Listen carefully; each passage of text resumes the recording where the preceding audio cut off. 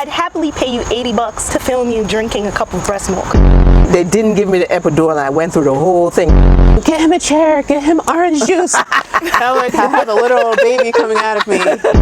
Postpartum depression became my personality in a way.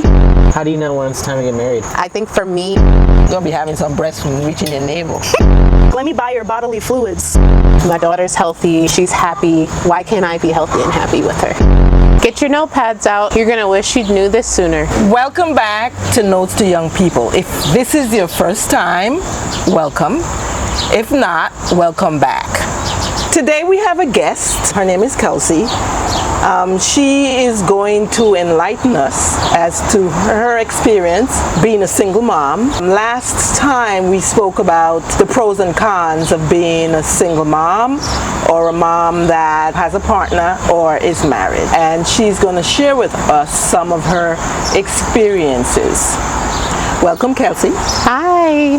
Today we are missing a few. Denny's not here and Joni's not here. We miss you guys, but they'll be back in the next episode. Glenny's here and you know Mia. I'm Denise. So Kelsey, we were saying in our last episode that I shared my experience that when I was a single mom, it was more difficult for me. I had to do everything by myself. Sure. I had to finance everything, childcare, everything. Everything was done by me. And when I got married, I had some help. I had someone else sharing the burden. So I don't know if you are married or what your situation is. Yeah. And we'd like you to share with us. Okay. Just tell us about yourself and... Definitely. I've experienced every aspect on the spectrum in terms of parenthood, I guess you could say. I've been a single mother. I'm currently engaged. Okay, Engaged to be married. Thank you. Engaged to be married. And I've also kind of have gone through the unknown where you're figuring out how to co-parent as well. I have 3 children. I have 3 daughters. Okay. My eldest is 14. She's in 9th grade. Wow. Yeah.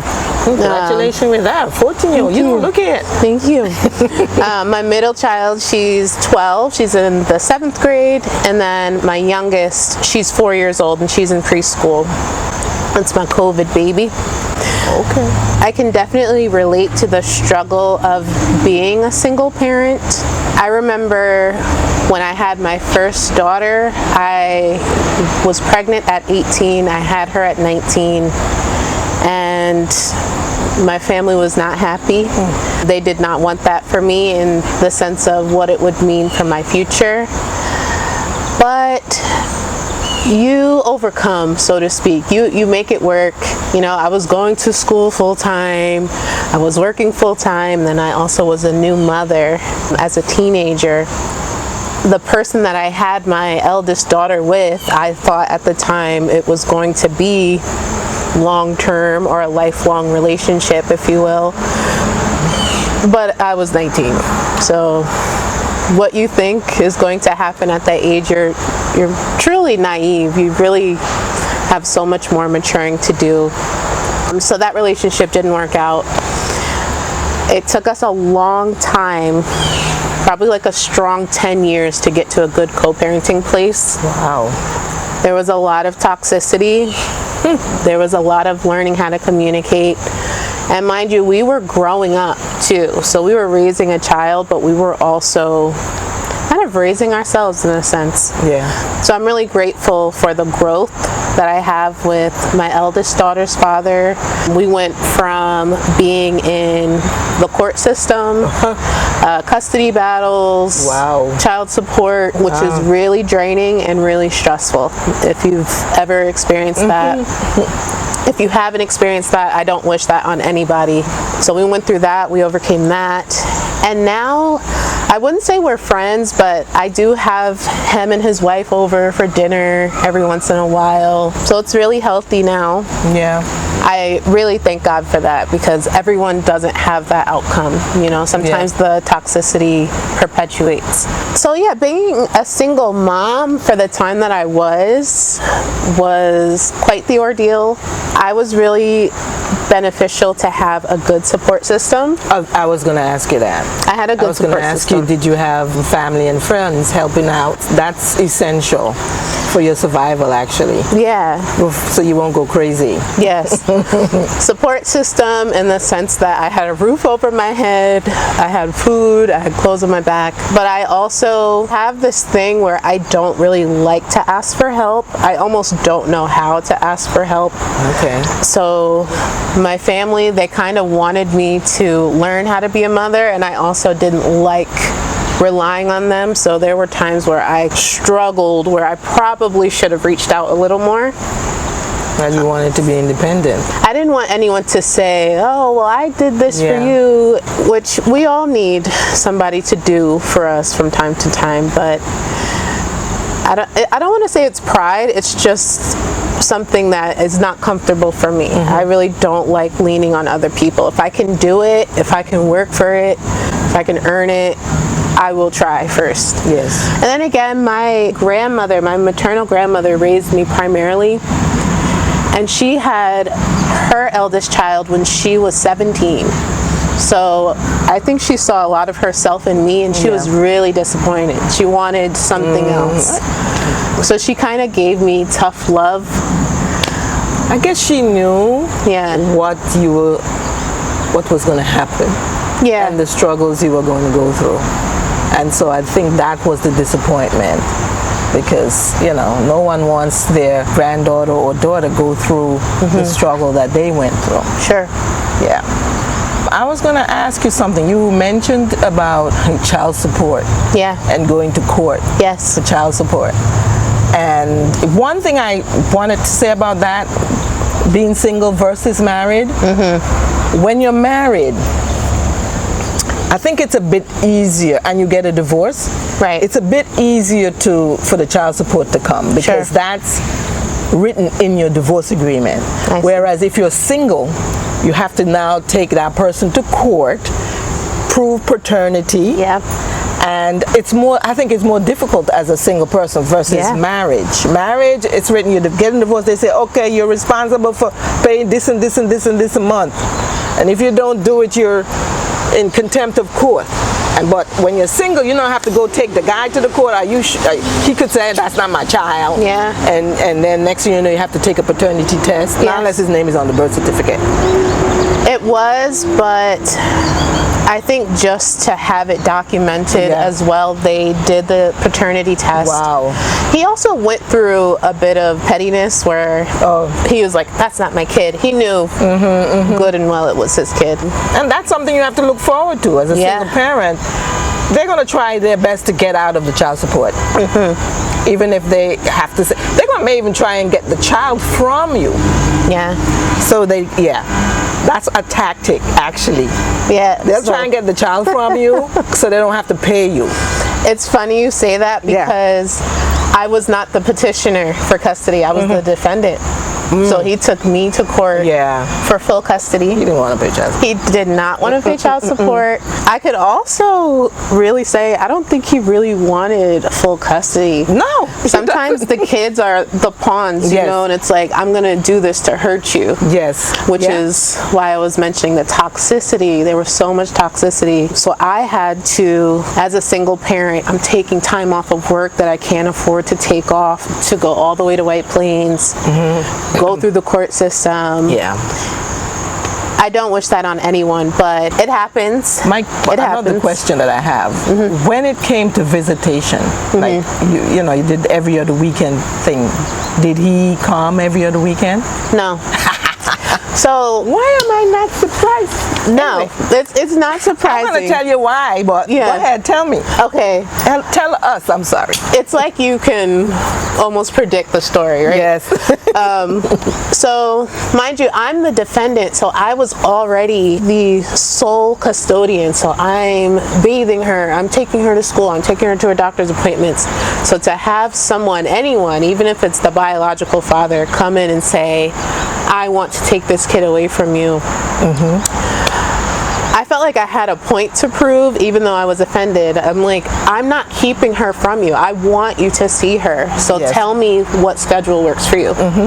So instead of the weekend, he actually wanted to do Tuesday, Wednesday. I said, any day you want, I will work with you. So what I did was I started keeping a log Yes. in like a composition marble type of notebook. When he picked her up, how late he was, if he was late, if he showed up, if he didn't show up at all. When we went back to court, I was able to present to the judge that log, and Yes. she saw that he was not taking it seriously. Yes. So she dismissed the case. Sometimes, I'm Yeah. going to tell you this, sometimes the father may feel that by taking the child, it frees you up to date. Yeah. They don't want you to date. They don't want you to date. They don't want you to move on, which No. is so weird. Yeah. I don't get that. It frees you up so they won't, they're not doing Right. this, I'll take the child from you, because then Tuesday or Wednesday, you can have a Tuesday and Wednesday date. Yeah, any day. Yes. My life was going to go on. So with my eldest daughter's father, mind you, we're in a much better place, but in the beginning, he did experience those feelings, I assume, by his actions. Yeah. Or he didn't want me to date, and he was more preoccupied with what I was doing as opposed to just keeping it about our daughter.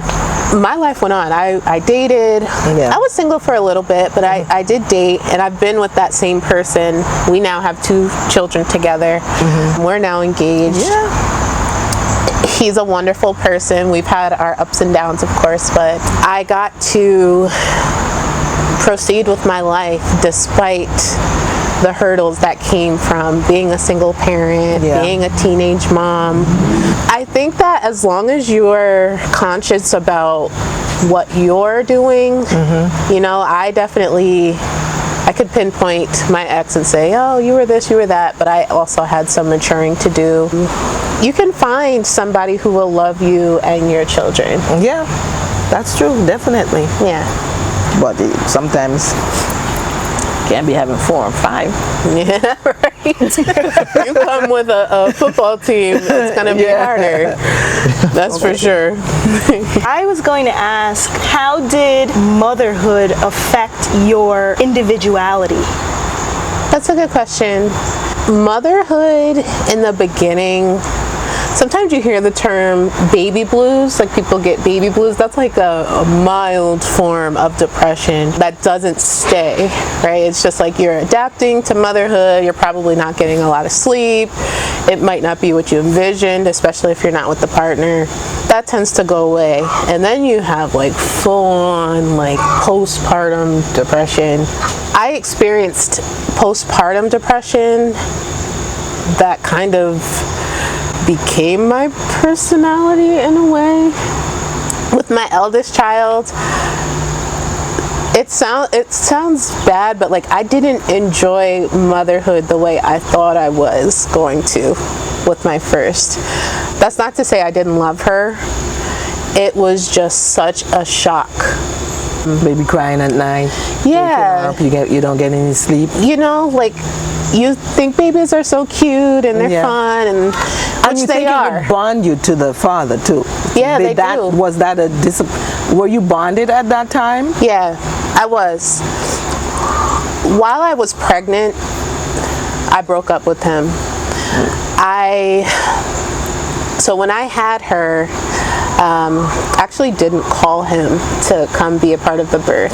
And I think he was a little begrudged, but that's neither here nor there. That was for me. I wanted to have that moment be sacred and special. I wanted to be able to be focused, you know, and just be supported by my mom, my sisters, my aunts, my grandmother. But back to your question, Mia,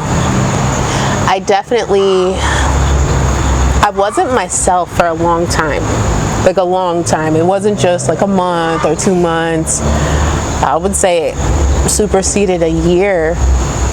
And I had to kind of wake myself up one day and just be like, it's not the life that I envisioned, but I have a good life. My daughter's healthy. She's happy. Why can't I be healthy and happy with her?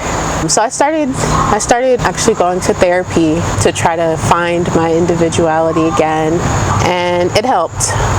I have a question. When you became pregnant, was that by choice? Did you say, I want to have a baby? I think it wasn't consciously by choice, but I wasn't on birth control and we weren't protected. So I knew that it was plausible. And the reason why I'm saying that is when I had my first child, it was by choice. I'm like, I want to have a baby. I want to have a baby. I want to have a baby. So I didn't go through any type of depression because my baby was like my company, my little pride and joy, my you know. So I think it makes a difference. Maybe you went through that depression because it wasn't really something that you, I mean, you love your child, but it wasn't really something that you planned. Right. And so it happened, and so you had to deal with it. Whereas I wanted a child. Right. And you were also 24? I was 24, yes. With a job. With a job. I had graduated college and everything. So yeah, I wasn't, that helps. That helps. Get your stuff together. Definitely get your stuff together. That helps. I was a college student, so I was finishing my second semester pregnant. I didn't tell anyone. I only told a couple of my friends on campus, but I started wearing like baggier clothes and, you know, I was really trying to hide the fact that I was with child. And my family, my mom's side, everyone went to college. Everyone went to college. And my older sister, she was in college. So there was a level of disappointment from my family that I, you know, I kind of dwelled in because I felt bad. I felt bad that I had disappointed everyone. But they still were supportive, and now my firstborn, like, everyone loves her so much. So it was never a matter of love, but if you can do it the right way, you know, if you can set yourself up, go to school, graduate, start your career. It's not that they don't want you to have children or to be happy. They want you to have an easier path, you know, and I want that for my children. I don't want my daughter to get pregnant in college. Why? No. You know, why if you don't have to? No. Gosh, in 4 years. 4 years she'll be in college. And she has dreams, she has aspirations, and I want her to fulfill them. Yeah, she's fine. She's fine now. I mean, every child is a blessing. But I think that sometimes you just have to, as I was saying in the last podcast, you have to be prepared to do everything by yourself. You were lucky that you had help. But as long as you're in that mental state that, you know what, you may have to take care of stuff on your own. First, prepare yourself for it, right? Make sure you get your college education and all of that, because it's kind of hard having a child and have to go back to school. I mean, I'm not surprised you went through depression. Me either, looking back. I mean, look, I want to share something with you. When I met your dad, right? He wanted to have a baby, and we weren't married. But I had Denny already, and I'm like, I don't want to have another child and I'm not married. What's my family gonna think of me? I was embarrassed. I didn't want him to know I was pregnant again without being married. Right? I eventually got married before you were born, but it was something, and I already had a daughter, but I could understand that you didn't want to disappoint your family, because I went through that. I didn't want to disappoint them, tell them, oh my gosh, Denise is pregnant again, and she's not married. I didn't want that. But I got married. That's why I'm saying I can understand that comes with a certain amount of, you don't want to disappoint your family. Shame. Shame. I felt shame. Was ashamed. I did too. He married me though, but and yours is going to as well. understand. How do you think that parenthood has been different with him? As opposed to being single or like my ex? Ooh, well, I don't want to drag your ex. I know. So being single. Okay, I'll start by saying ideally if you can be with someone, whoever you choose to love, man, woman, cat, dog, whatever. Oh, Lord. Bestiality. Everything in between. Oh my goodness. Within legal. Yeah, within legal limits. Implications. Whoever you choose to have a family with, if you could have a partner, that is the way to go. Yeah. That is the way to go. Even the strongest woman needs, hey, can you get the baby's bottle tonight? I'm sick. I don't feel, you need someone to be able to lean on. Yeah. That being said, can it be done as a single parent? Yes. I just remember something my grandmother said to me when I had my first child. I never forgot it. She said, you can do it, but it's going to be 3 times as hard. And that really resonated with me because I was so like driven to just raise my daughter and try not to mess her up, you know? Yeah. But I had so much growing to do and so much learning to do, and I was doing it on my own. As opposed to with my second and third, having their father there, like even just to dote on you while you're pregnant, you know, like you can enjoy the experience so much more. I had such an amazing experience with my last 2 pregnancies. You know, it feels good to have somebody care for you during that difficult time. And tell you you're so beautiful. You're beautiful. And You're kiss your getting stomach. big. Right. You're getting bigger than you probably ever have been. You're feeling all these different feelings. Your hormones are totally out of whack.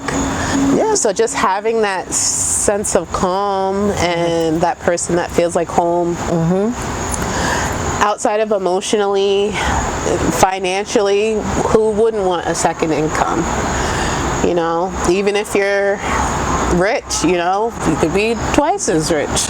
It just helps in every way. I don't see the downside to having a partner when it comes to raising children. It's the best possible situation. I guess you can say an active partner. An active partner. Yes. Keyword. Yes. Keyword. Because you can have a partner and he's not doing anything. That's true. So that's very true. An active partner. An active, hands-on, willing to cook, clean, bathe the kids, change their diapers. I don't want to just single dads out, but there are some fathers who, I don't want to bathe my child. I don't want to change the diapers. That's the woman's job. Yeah. That's not the partner for me. Yeah. What would you rather? Somebody who does all those things, but he's not making any money? Or a guy that makes enough money to send you, not the child support, which is very bare minimum. Right. You spend way more on a child than double child support. But send you money, enough money to be comfortable and take care of the kid, but is not hands-on at all. Give me the money. Give me the money. You know why? Because am I supporting the household if the dad's not doing anything? Like, if the dad's hands-on, but he's not working, does that mean that I am financially supporting the entire household? Yes. Then give me the money. Give me the money. Never see him, but see all the money. It's not the finances that really concerns me. It's that me personally, I'm still gonna be very hands-on with my kid, even if I'm working. So my kid's gonna be okay. I need financial support to help take care of that kid. That's such a stressor as a parent, like just to make sure your kids' basic needs are met, like food, shelter, clothing, like that should come without question. Like everything being hands-on and stuff like that, I expect you to do, but like financially, like I really need you to support this kid. Because then if you don't have to work, you can give the kid all the support that they need. And you can hire a nanny, somebody to help you. You have babysitter. You have money to pay for the child care. Yeah, their lessons. Yeah, their clothes and everything. I mean, it would be nice to have someone sharing the responsibility physically, but if you can pay for it, why not? The money allows you to make up for their presence. Not that. Let me rephrase that. You can't actually buy, what's missing there, but you can afford the help. Like you said, you can get a nanny, you can pay for daycare, you can pay for karate, you can pay for college. When your car breaks down, you have money. Right. Like there's so many different elements that play a part where it's like financially I just need to be okay. Then I can support the kid in any way they need. As long as the finances are there, you can make do. But if you're hands-on, you're not working, we can live in a box and you're feeding the baby, you're holding the baby. That's great that you love them, but they need to be financially supported. They do. And not only that, if you're in a situation where there's a lack in money, that could cause problems in the relationship anyway. Resentment. Sure. I mean, who wants to be worried about how are you going to pay for this, how are you going to pay for that? Right. Diapers, yes, who's going to buy the diapers and who's going to buy the formula? Like when the kids go to school and they realize that they have much less than everybody else around them, and then they start to be influenced by everybody else around them. Negative influences. They want Jordans, so they go. Yeah. Well, I don't think you should be buying your kids Jordans. No, I'm not saying that. These guys just get Ninja Turtle sneakers, that's it. I mean, but if all the kids have Ninja Turtle sneakers and all you could wear is like Jesus sandals. Then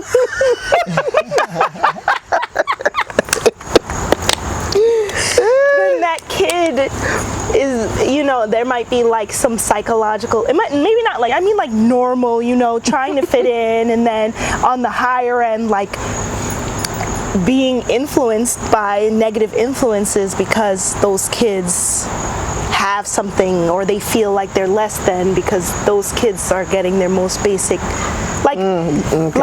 those kids can get pencils with the sparkles on them, and you could only get or you have to go or you got to go to school with nothing and keep asking you have your to teacher. Go to school with holes in the sole of your sneakers. Yeah. Or like hand-me-down Skechers. Yeah. Yes, like that. Skechers alone. Yeah. Yeah, they've grown a reputation. Right. I'm like, ooh. The impact that finances have. Even when you think about marriages, one of the top reasons couples divorce is because of financial reasons. So it might seem shallow, but like finances really are important. And if the foundation is good, then the kid who is a beneficiary of that foundation can be good. Yeah, you add on to it. It's like Maslow's hierarchy of needs. You need food, shelter, and things like that. And then once those needs are met, then above that you can meet belonging. And then above that, once you feel like your emotional needs are met and you belong somewhere, then there's self-actualization. But that doesn't start until you have the bottom tier. The bare necessities. How long have you and your partner been together? That's a good question. We got together when I was 19. I'm 33. So 14 years? 14 years. Wow. 14 years. Wow. Yeah, and we're not married by my own accord. Okay. Not married yet? Not married yet. Okay. We had kids. We have 2 kids biologically together, and then my eldest, but I had went back to school, and then I kind of went through this thing where I didn't feel like I was ready. In my 20s, I just felt like maybe that's too early to get married, but we were already living together, had children. So now that we're engaged, I kind of feel like now I'm really ready, but I am not the same person I was in my 20s. So I am grateful that I got to grow and learn how to be my own person. Okay. Yeah. Why is marriage important to you? Marriage, some people say it's just a piece of paper, but I feel like there's a lot that marriage brings to the table, starting with, God forbid something happens to me and I'm on my deathbed. Like, I want somebody who knows me and loves me, ideally my partner, to be able to have a say in what happens to me.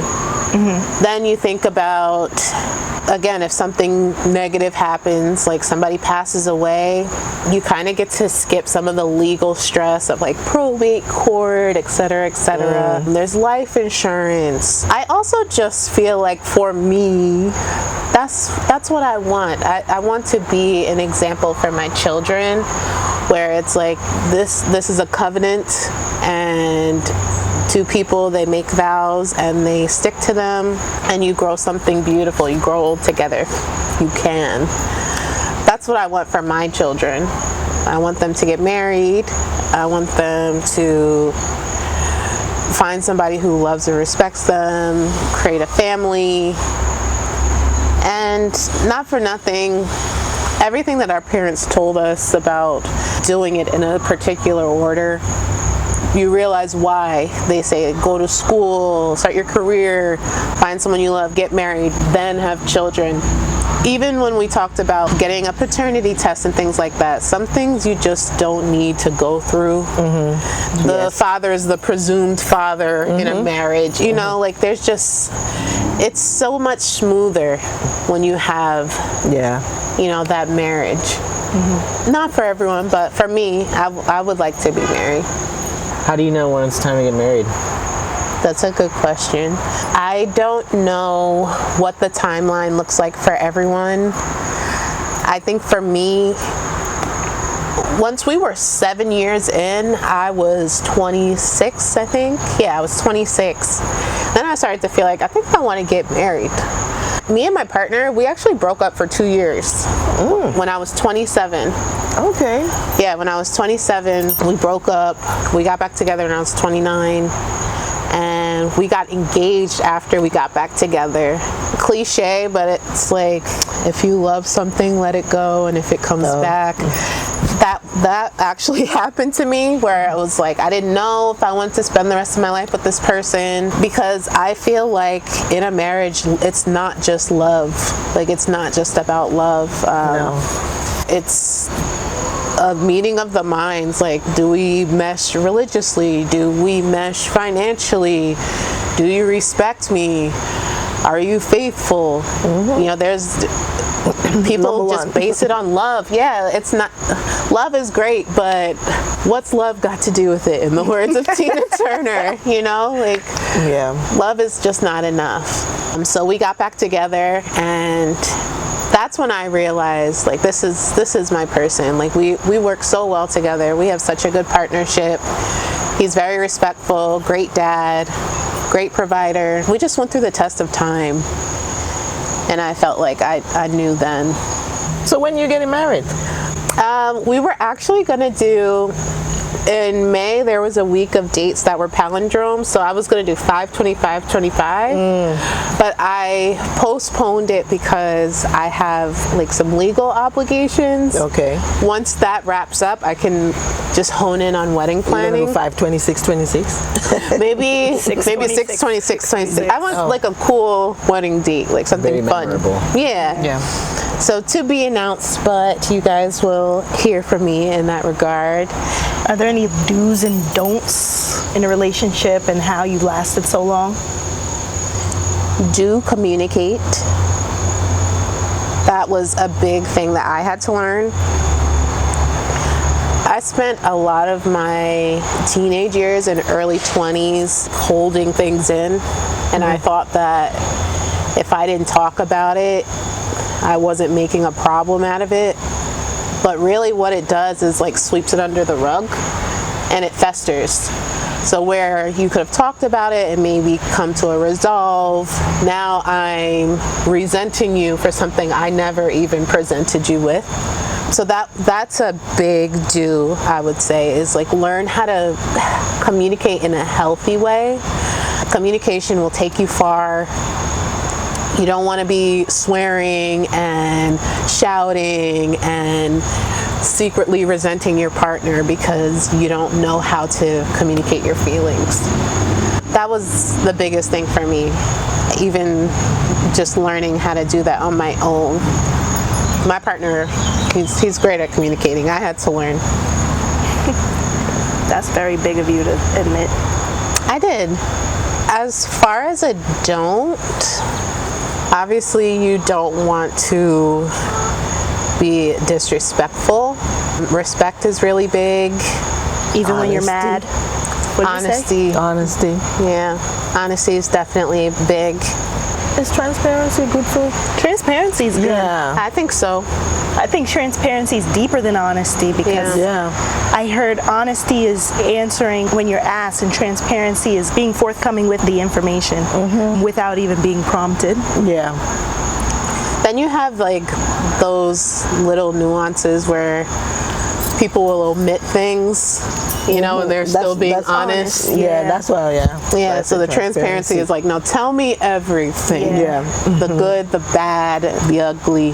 Yeah, like you told me where you were at, but you said the people that were there, but you didn't say everybody that was there, or like you said we went out partying, but you didn't say you went to the strip club. Or Yeah, that's lying.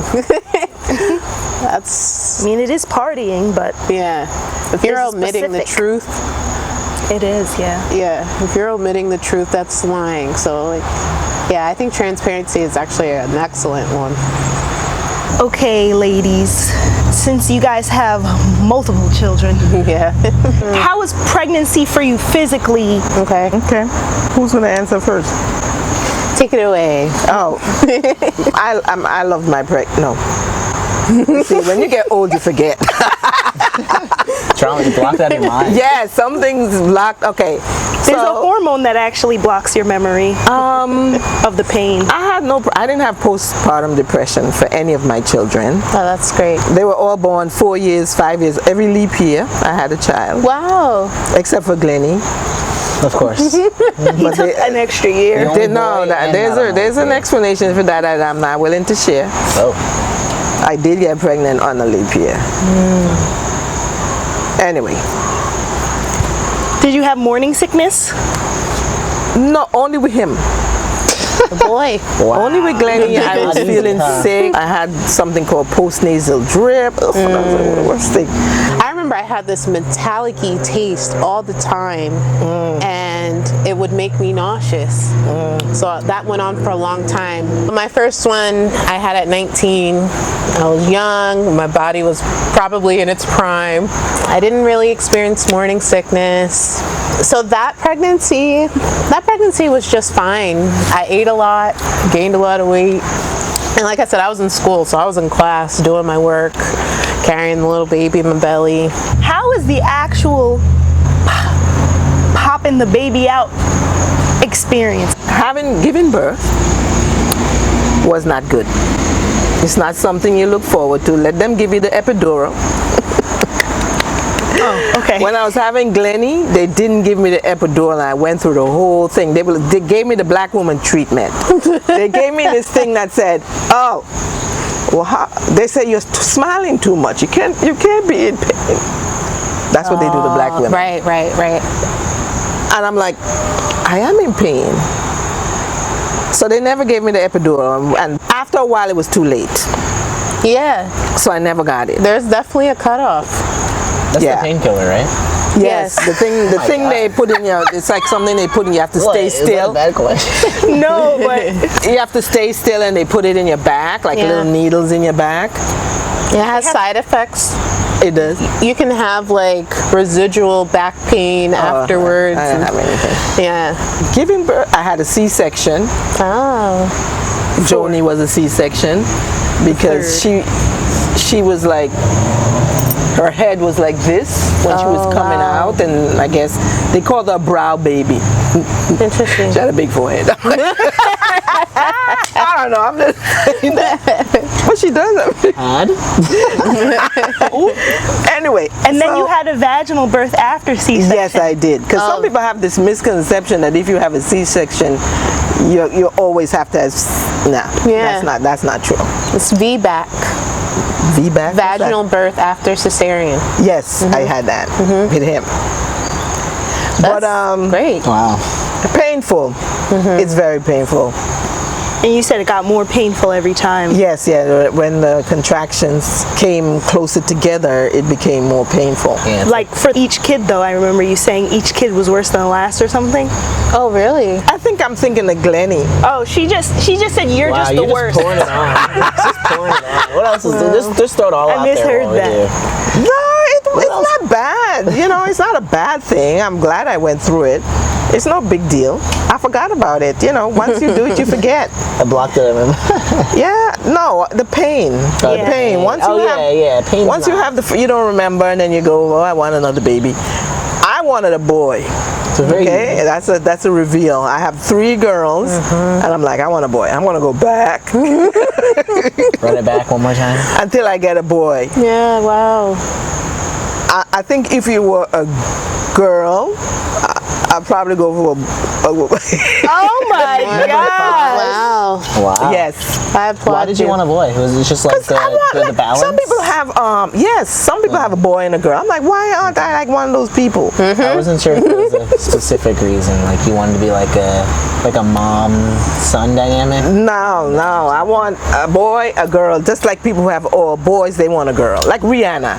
She has 2 boys. boys. Yeah. And then she goes back for the girl. Yeah, So I don't think she's gonna go back again. Right. She's Yeah. done. Didn't she deliver recently? Yeah. Yeah, she's done. She got a girl. It was a girl? Okay. Yes. Like a week ago. Yeah. That's what people do though. You want a boy and a girl. Period. It's true. Yeah. As a mother of 3 girls, I'd love to have a boy. I just don't want to be pregnant ever again. So Oh, really? Tell us about your pregnancies, Okay. physical struggles, and things of that sort. So for starters, I've never had a cesarean. I wanted one. Ooh. I did. Okay, I'm gonna tell you that. You don't want one. It messes up your recovery and your Sure. stomach. Because when I had my other kids, I was like, when I was pregnant, my stomach went back flat. Once you have a C-section, it's never the same. Your Like stomach- a pooch. Yeah, you usually get a Little pooch. yes. I could see that. Yeah. I mean, it is surgery, so And they cut you, so you have this scar on your Yeah. stomach. yeah. It sounds silly thinking back, but I was so afraid of a baby physically coming out of me that I was like, what if they just numb me and take it out? And Oh. my grandmother was born in 1942, so first. But she said when she was younger, that's what they did. They put you to sleep, you woke up, the baby was there. So I was like, great, can I do that? That's not a thing anymore. No. When I had her, I actually kicked everyone out of the room. Even my mom, everybody. It was just me, the doctor, and the nurse. Why did you do that? There was too much pressure. Like, I think that they were trying to console me, and it was making me more anxious. They were like, do this, breathe like this, put your leg like this. And I was like, you know what? Too many voices. Yeah, like I was like, I got the, like, this is what I was born to do. Women, like, we create life. So Yeah. like I was like, I just need to like don't not hear anybody. How come so many people are allowed to go in with you though? They let 3 people in. Wow. Yeah. Because some people having pregnancy do want that family in there at the time. No, I don't want no hospitals- family in there. I just want my husband. Yeah. I did say some. That's Well, it. some have hospital policies. I think that's what she was saying. Like sometimes, even if you want 10 people in there, the hospital will be like, you can only have 2. Yeah. Something like that. They let me have 3. But who wants somebody in there watching them with their legs open? No, you don't. Like that. You don't even want to have to be concerned about that. I know, but you know, nah, just my husband and the doctors. Thank Yeah. you very much. I don't need anybody else in there. It is a concern, but if you can eliminate it, Yeah. yeah. I didn't call her father because we were broken up and he wanted to be there, but I didn't want him there. So my mom, my aunt, my sister, And I had a bunch of family in the waiting room too. Everyone was like cheering me on. I had everyone escorted out, and I pushed her out in 10 minutes. I did have an epidural with her. I also had an IV medication, which was called Stadol. So it just like amped up the numbness. Okay. I was pushing her out so fast. They were like, stop, you're gonna tear, which that's a thing too. Yeah. So I had to pause, and you kind of have to hold it so your body can like accommodate the head, the shoulders. They don't want you to tear if you can prevent it. She came out really quickly. Probably my calmest birth. My second one was the exact antithesis of my first. She was rough, she was fast. There was no time for epidural. And I had a doctor that, kind of similar to you, they weren't really receiving the things that I was telling them. Yeah. So I was like, oh, this hurts. Oh, I think she's coming. And they just kind of like looked at you like, it's like you don't know what you're talking about. So she came really fast. I did tear with her. I did, yeah. I did have some hemorrhaging. they just sew you back up. Yeah. if they can numb you, they'll like do like a topical numbing cream. You said if they can numb you? I mean, No, you don't feel it. yeah, like they don't don't. feel it. They don't necessarily have to numb you. But yeah, so her father, I'm still with, and he was in the room. It was just me and him, and it was kind of like a sitcom where the father's like getting faint and lightheaded in the delivery room. So I'm giving birth, and all of a sudden all the nurses are focused on him. Get him a chair, get him orange juice. And I'm like, oh, it's not like I have a little baby coming out of me. You know, nobody got me orange juice. But we had that moment. And then our last one, she was a COVID baby for starters. She was born in 2021. Very different rules and regulations at the hospital. I was allowed one person, and it was her father. Yeah. On top of that, everyone was wearing masks. I even had to wear a mask. And then at some point, I was just like, I am in active labor. I cannot do this in a mask. Yeah. I wasn't allowed to have visitors. Oh. And with her, what I really enjoyed, I had kind of developed an anxiety where the maternal death rate for Black women, there's something very off there. Black women just tend to die. They're not paying attention. They don't care. They don't listen to us. Yeah. So I had developed this anxiety where I was like, am I gonna die? I don't know where that came from. I'm going to change that. Yeah. I'm not saying not every doctor doesn't care, but you could come across some that do not care. Totally. There are certain checklists that they go down, and if you're Black, they do it differently. Like you're in a different category. There was this woman, and I hope I can find it because I don't remember the exact story, but she was Black. She was a Black woman. She went to the hospital for something, and they didn't want to give her this medication, and the nurse was also Black, and her other nurse who wasn't Black was like, well, she doesn't meet the criteria. And she was like, change it to a white woman and give her the medication. And once she changed it, it was like the system allowed her to give the woman the medication. Wow. And it's all Black women are also statistically proven that they think we can tolerate pain. Yeah. They think we can tolerate more. I don't know why, where they get that from. It's very slave related. Rooted in the same way that they feel like we're more athletically inclined. They also feel like, oh well, if they were able to survive slavery, they're like an ox. Like something in their head is like they can take it. Some people also don't have the sympathy. No. Right. That's right. And it's just that. But yeah, I don't know nothing about the childbirth. So back to you. I would say, the term like strong Black women in the maternity ward, that could almost work against you.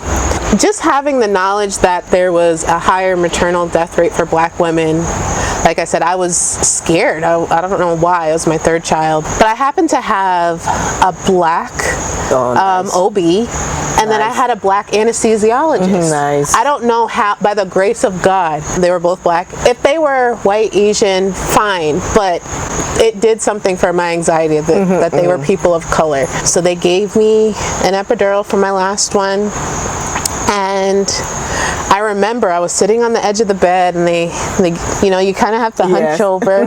They're like, don't move. So I'm in position, and I tell the nurse, I was like, I just peed on myself.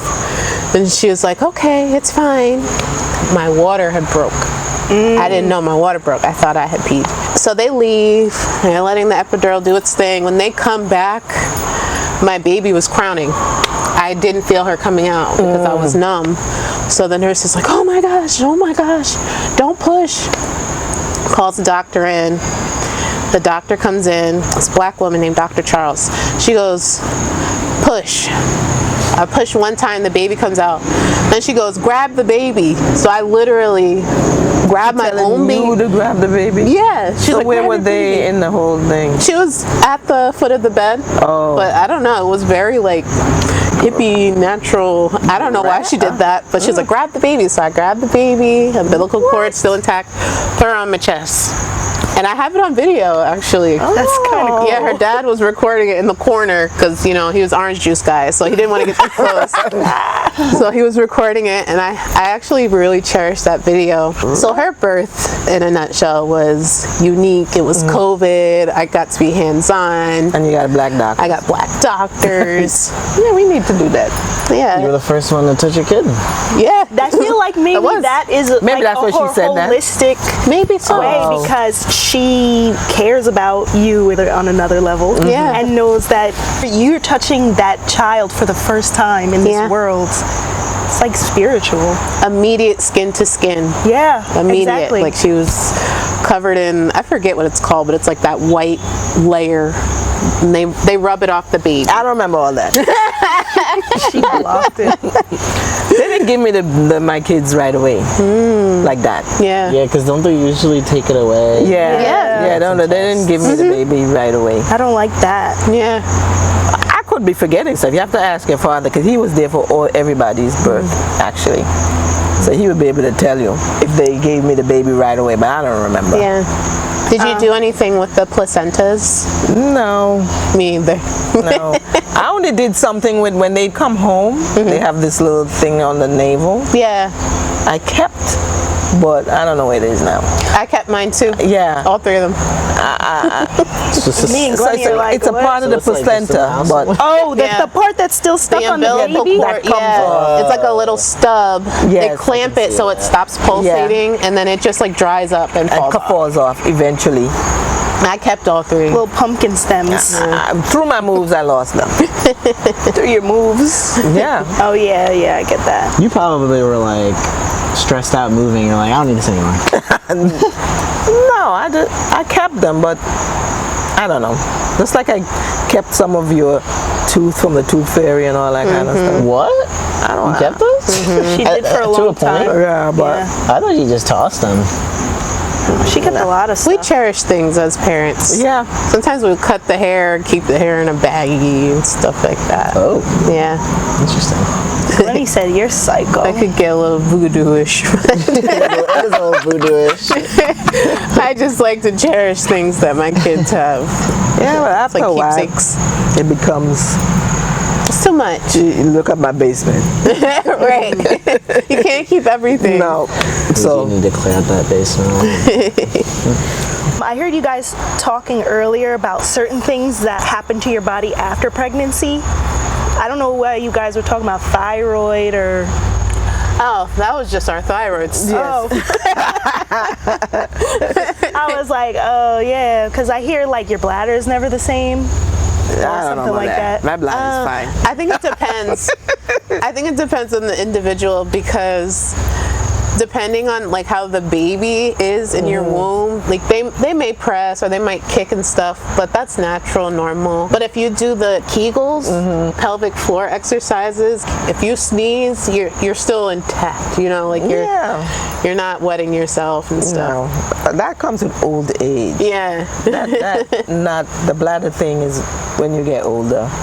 Just do your Kegels. Yeah. Okay, Kegels. I mean, the only thing I see change after pregnancy, you get the stretch marks. Some people. I did. Yeah, you get it on your stomach. Yeah. You say your feet grew. Oh, yeah. Well. You said well. That's not imported, just buy bigger shoes, that's all. But the thing about when you get stretch marks on your stomach, I mean, you can't wear a bikini. Yeah. Yeah, be prepared for it. Especially with the C-section, you have that cut, and then you have the stretch marks, and then you have... And I hear it's painful. It's like Rihanna didn't get no stretch marks. God bless she's her. got money too. She's like walking around showing her big belly. I'm like, girl, where's the I stretch got a mark? roadmap. Yeah. For my first pregnancy, I thought I got a roadmap. So that's the difference is you gain weight. So when you are pregnant, some people tell you you're eating for two. So some people pig out. No. No. Don't do that. Your baby doesn't weigh 100 and some odd pounds also. Exactly. When you lose that baby, you should just gain baby weight, not necessarily extra because I'm eating for two and you eat twice as much food. I agree. It's hard to lose sometimes. Yes. Yeah. So when because after the baby, you're gonna have to lose that back. Yeah. So that's a difference. Everything, maybe your breasts get bigger. Yes. Like permanently? Wouldn't say permanently. Both, because after they fizzle down, and then you breastfeed. Oh, Lordy. never again. But you know what I did with the breastfeeding? I got those bras. It has an opening. I know what you're talking about. That helped. It does help. Yeah. But if you breastfeed and you have the baby suck on is that going to be barred? No. If you breastfeed and you have that baby feed and it drags it down, Yeah. you're going to be having some breast reaching your navel. My last baby, she was breastfed. I wanted to do breast and bottle, but long behold, she decided she was only going to take the breast. Oh. And it's also hard to wean them. I really struggled with getting her off my boob. So she was 18 months. Maybe she loved that close Like the connection. Yes. Yeah. She did. But now she's a daddy's girl, so Yeah. it was just my boob. How old is too old for breastfeeding? Oh, Lord. Some people breastfeed their kids up to like 4, No, that's too old. 5, 8. Whoa. Like, globally speaking, it definitely varies. I can't imagine like a kid sitting on my lap. If you can talk, I'm saying 1. yeah, if you can talk and say, I want a nurse, Yeah. you're too old. Yeah. You're too old. You don't tell me that you want to breastfeed. 1, nah. You should cry, like that should be your only way of communicating. Yeah. And our breasts respond too. Yeah. Like sometimes the baby cries and you lactate, like your breast will leak. Yeah, in response to the baby. What kind of two-way radio? Yeah. Yeah. And that's not a good feeling either. When breast is full of milk, Yeah. well, that's not It a good hurts. feeling. It's painful. Yeah. It gets really like stiff and sensitive. Yeah. Like even the shower water can be like a little too much. Yeah. Look at Glenn, you over there like... You're lucky. He wants to disappear in the woods. You can pump or nurse the baby and it relieves it. Yeah. But I didn't breastfeed for long. Not for none of you. Maybe Glenny the longest. He's like, here we go again. Glenny. because I kind of took off more time than when I had you guys, with you I took 2 weeks because I had to go back to work. And I tried to do some kind of pumping thing, but yeah. It's difficult. I think mostly I haven't breastfed any of my kids for more than a month, maybe. My first 2, it was like that. Yeah. The last one, Like I said, I tried to do both. I tried to do the bottle, and she started rejecting it. So Yeah. that was my mistake of thinking I could do both. She Yeah. had a preference. I didn't anticipate. A month seems short though. Because I have to work. It's better than nothing. I had to, Yeah. I had to go back to work, and how am I going to feed you if I'm at work? Yeah. So I have to do the Women bottle. these days, I guess they have all these gadgets. They have these things now that I see where they're like a cup that you Oh, yeah. stick to your boobs, and you could wear a that's the- shirt over it, and it pulls the milk out, yeah, and you just it's a put pump. it. You could just put them in the fridge, and then Yeah, that's a pump. yeah, but it's not like the one. Wireless. It's not the one with like the dog head cone at the end. Yeah. I know what you're talking. It's like the shape of a breast. Yeah, And it just like you can wear fits you over can it. you Oh, can wear really? your shirt Oh, and walk around, and then when it's done, you just take them out, and they're like their own containers. Oh. And you put them in the fridge. Ah, it's new They look like those, you know, those technology. sticky bras that you. They look like them, but like they're like cups. Okay, new technology. It's physically demanding. Yeah, even so, I don't know Like just nothing. just pumping. I had to do that. Mind you, I said my daughter was like 18 months. I had to get up at 4 a.m. to pump, then get my kids ready for school, because it took time. Then you gotta freeze it because you don't want it to go bad. It's so like precious. It would be such a waste if your breast milk spoiled. I don't know if I should say this. What? I think you let me try. Did I? I probably did. You let me try your breast milk one time. I probably did. Because I was curious. I was like, what does this taste like? And you were like, try some. It tastes like almond milk. It does taste like it tastes To like me. it tastes like watery milk to me. Yeah.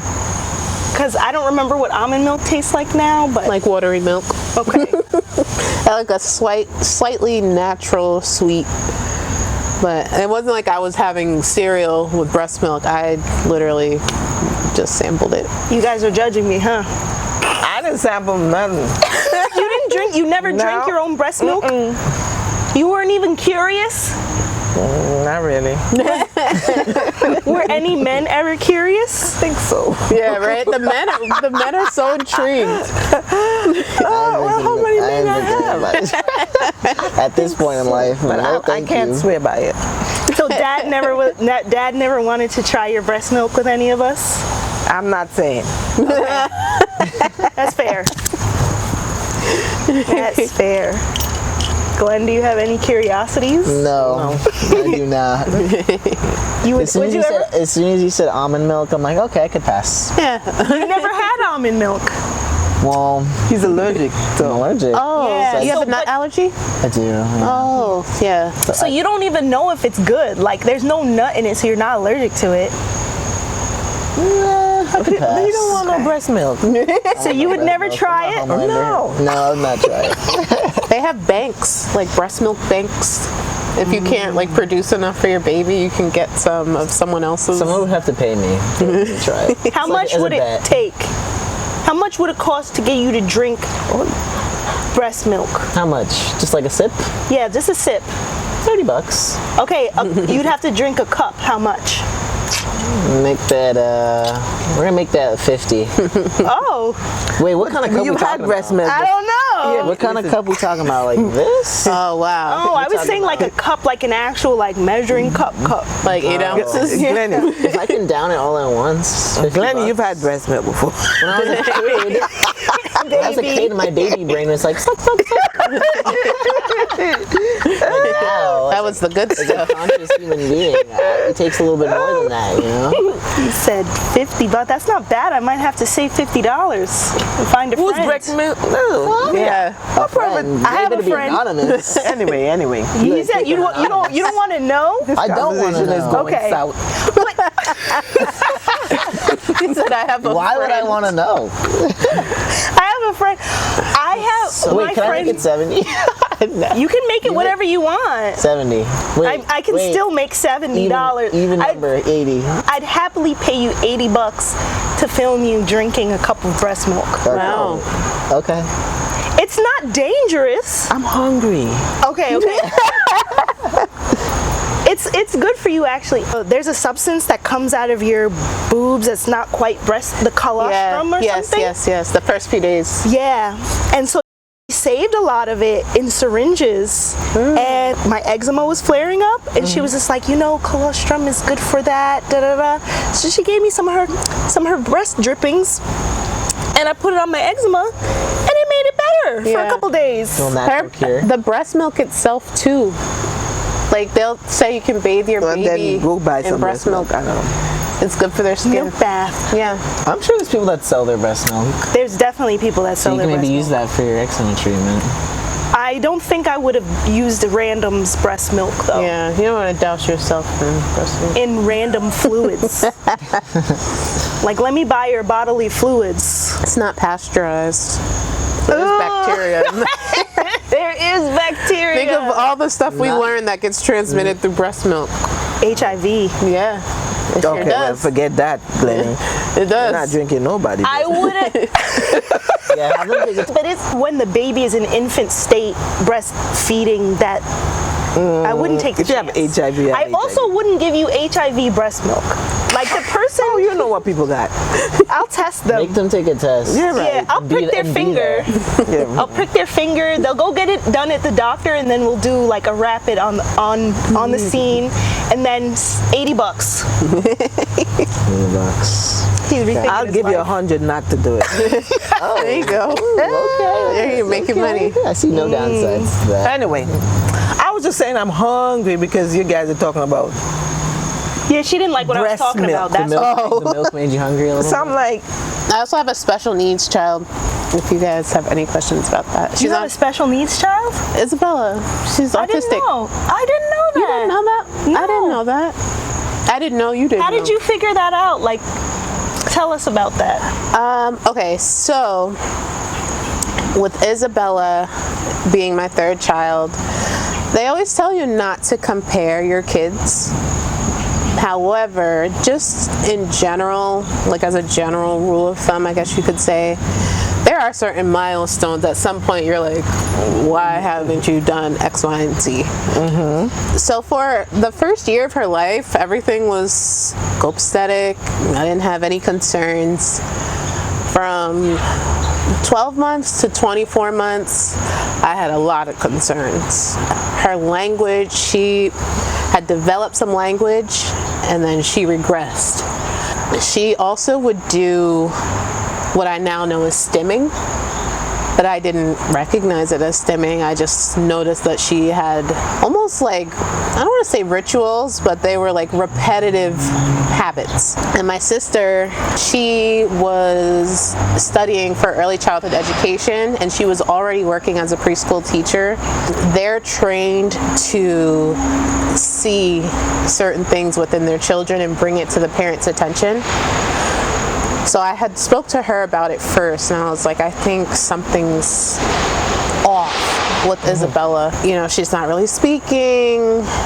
She only wanted to eat a certain amount of things, like a short list, which isn't far-fetched for toddlers. I was kind of finicky eater. Yeah. When I was growing up, so. It wasn't far-fetched, but it still was making me like, maybe I should talk to her doctor about this. And so one day I went out to lunch with one of my friends, and my friend was telling me, yeah, you know, I just actually got my son evaluated. Come to find out, he's hearing impaired. And I was like, what made you feel inclined to get him evaluated? And she said she just, like, she had an instinct. And her mother-in-law had actually told her, oh, no, you're just, you know, you're overthinking it. But her maternal instinct told her I should get him checked out. And he was not just a little bit deaf, he was profoundly deaf. Wow. To the point where he got a cochlear implant. So with her advice, I was like, okay, I'm going to contact the county, and worst come to worst, it's nothing. Yeah. You know, but I'd rather have her evaluated, and we'll know, and we'll have the tools to get her what she needs. And if it's nothing, then so be it. But it wasn't nothing. She was definitely on the autism spectrum. And then I went and got a second opinion as well, just to make sure. Yeah, that's a good idea. Yeah. So there's a Center for Autism that's in White Plains. We went there.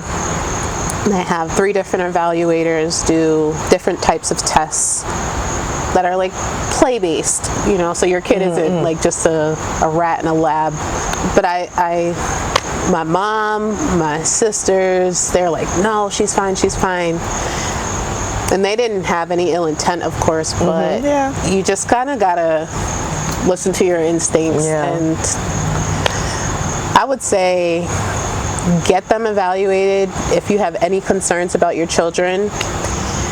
The worst that could happen is that, you know, your thoughts are true, they're real, they're realized. The best possible outcome is that it's nothing, and then at least you have that confirmation.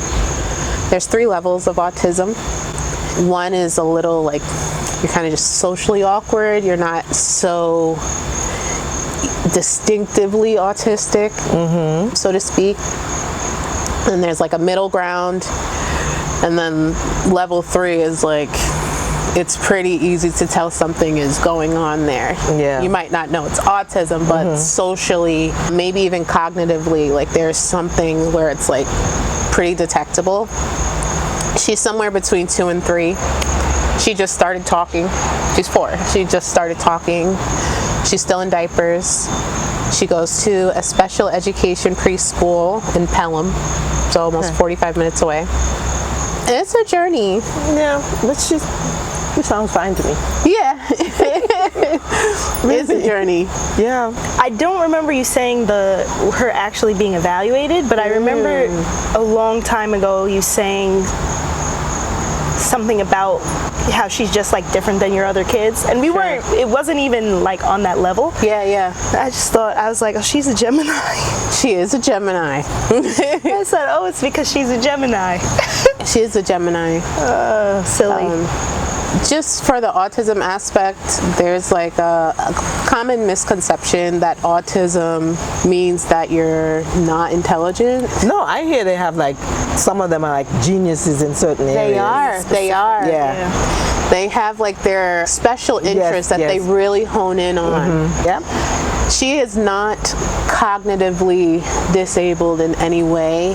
It's a language barrier. It's a language barrier. And then she has like her stimming that is a self-soothing technique for her. So for someone else, it's like, why are you spinning in circles? But for her, it's calming her nervous system. It stresses me out to see her spin and jump 100 times, but you know, I'm learning that stimming is, you know, it's important for her, her. Yeah. Some people bite their pens and some people jump in circles. Yeah. I also believe that there's a lot of people on the spectrum. I think so too. You know? That don't know it. Yes. I highly believe that. I know people that I think are on the spectrum. Yeah. I'm not gonna, it's not a joke. I mean, it's nothing to laugh at. I know people who are on the spectrum in the sense of they have social issues. Yes. But in certain areas they seem to be so smart and so intelligent, but they have this thing that holds them back socially. We joke about it. I'm not going to say who. I'm not going to call names. But I think I know a few people like that. Yeah. Yeah, I'm sure we all do. Yeah. So I even hear people nowadays say, oh, everyone's autistic now. It's the vaccinations. It's this. It's Tylenol. Tylenol. Oh my God. It's Tylenol. where's he getting that from, though? I don't know. I He's think not thin really air. a doctor. What did Tylenol do to him? I'm like, what did the CEO of Tylenol do to this guy? CEO of Tylenol admitted to voting for Biden. Yes. I'm I'm like, that guy who owns Tylenol did something. Yeah. Tylenol's a generic brand, so it's not even like a company. No, there's a tech No, company. it's not a generic No, brand. it's The drug that they're claiming. Oh, the drug- Acetaminophen. Yes, yeah. that's true. But he said Tylenol. So Yeah. Tylenol He might, is a and then acetaminophen as a whole is yes, thrown comes under in the bus with yeah, it. exactly. Yeah. But when they make their claim, they say like in the Acetaminophen. official document. Yeah. Yeah. But he said Tylenol. In the press he- conference, they but said Tylenol. they might say the official documentation that because that's the active ingredient Tylenol and they want to Right. make it look legit. I mean, it think- might be legit, I but think they say Tylenol because it's a target. Because when you say a generic drug, it's like, but when you say I'm saying- Tylenol, it's like, oh, that's the company. but I it said is. Tylenol needs to give him It's some like money. Pfizer. It's the household name though, because I'm not going to say the majority of people. A lot of people, when you say acetaminophen, they don't even know what you're talking about anyway. But Right. when you say Tylenol, everybody knows what Tylenol is, so it's easy to attack Tylenol because they know what that is. But if Right. you put on the headlines acetaminophen, people will take their Tylenol like, oh yeah, that shit's killing everybody. Whatever. I don't take that. I Yeah. gave you guys children Tylenol. That's why we like this. You didn't need it that much. I mean, once in a while if you have a high fever, and that's it. It's weird because that was the initial claim was if you take it in normal doses, it's fine. But they dramatized it. Well, they're saying women who are taking it whilst pregnant, that it's not as safe as they said that it was before. And that it's leading to, well, it's being connected to But you know, autism. you take any drug when you're pregnant. Right. The point is, when you're pregnant, you can't be taking too much of It's anything. like one of the only Yeah. safe like painkillers during pregnancy. Yes. Safe. No, but when I'm no. It's not. I had They say I had a headache the other day. I don't know why I had it, and I'm like, I'm not taking no painkiller. Yeah. And it went away. Let it ride. Not because of what this person said, but I just feel you can't be putting too much drugs in your body. Yeah. I'm like, I'm not taking no painkiller. It's not that serious. But for me, as a pregnant woman, I would be very careful to take a whole lot of Tylenol. Yeah. Well, like any drug, you take. Only it thing in I take is moderation. vitamins. You take it minimum dose as needed, just like any other drug. Did you ever have like headaches or For my last one, the little one, yeah. I actually remember Did you take Tylenol?